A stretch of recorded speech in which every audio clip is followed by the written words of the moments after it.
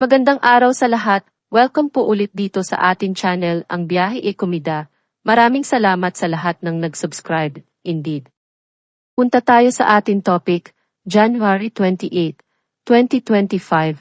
Catherine Bernardo, may pasilip sa kanyang yetish party kasama ang mga kaibigan. Pinasaya ni Catherine Bernardo, isang Filipina actress, ang marami sa kanyang mga fans at followers matapos silang bigyan ng sulyap sa kanyang yetish party kamakailan. Noong Lunes, January 27, nag-Instagram si Catherine para upload ang ilang litrato na kuha niya kasama ang kanyang mga kaibigan noong yacht party. Sa mga litrato, spotted si Catherine na nag-sport ng striped polo at cap habang pinagmamasdan ang paglubog ng araw.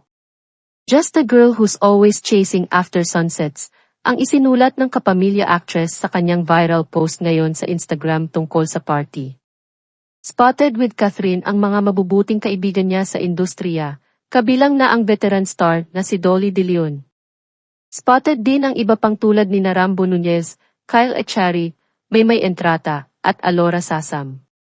Sa comment section ng kanyang viral post, nag-iwan ng positibong mensahe ang ilan sa mga kasama ni Catherine, kabilang na si Kyle na nagsulat ng sweet message, "To more sunsets with you all." Hindi na kailangang sabihin, marami ang natuwa nang makitang masaya ang kanilang idol kasama ang kanyang mga malalapit na kaibigan. Kabilang si Catherine Bernardo sa mga pinakasikat at kinikilalang Filipina film and television actresses. Itinuturing siyang isa sa mga pinakamatagumpay na artista dahil sa kanyang blockbuster movies.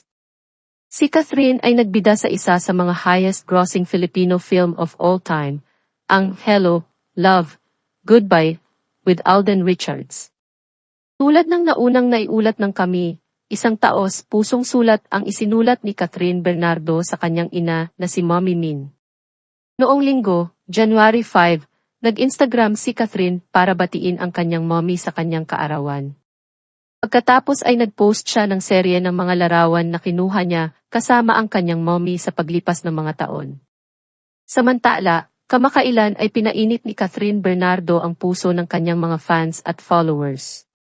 Nauna rito, sa Instagram, nag-upload si Catherine ng sunod-sunod na mga larawan mula sa kanyang grand vacation sa Thailand.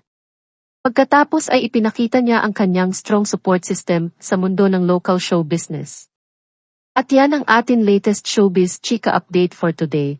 Huwag kalimutan mag-subscribe, click the notification bell for more showbiz chika updates, like and share the video at pakisuportahan po ang atin Facebook page. Maraming salamat sa lahat ng nag-subscribe, indeed. Magandang buhay sa lahat, paalam.